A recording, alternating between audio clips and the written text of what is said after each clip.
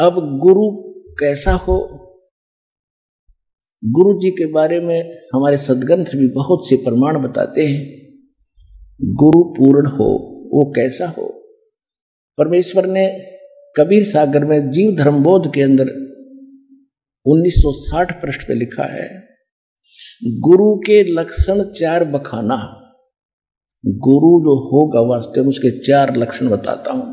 प्रथम वेद शास्त्र को ज्ञाना, दूजे हरि भक्ति कर्म मन कर्म बानी, और तीसरे सम दृष्टि कर जानी, और चौथे वेद विधि सब कर्मा।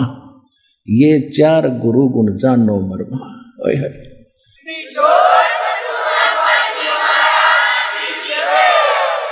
कि पूरे गुरु की जो मेरा दास होगा उस गुरु में ये गुण होंगे। प्रथम वो वेद शास्त्रों का कंप्लीट जो है नॉलेज रखता होगा, और दूसरे वो भक्ति खुद भी करेगा। ऐसा नहीं वो केवल वक्ता वक्ता नहीं होगा, वो स्वयं भी सच्चे दिल से परमात्मा की भक्ति मन कर्म वाणी से कर रहा होगा। और तीसरे वो समदृष्टि होगा, सबको छोटे बड़े को राजा और रंग को जो उसके पास आएगा एक दृष्टि से देखेगा।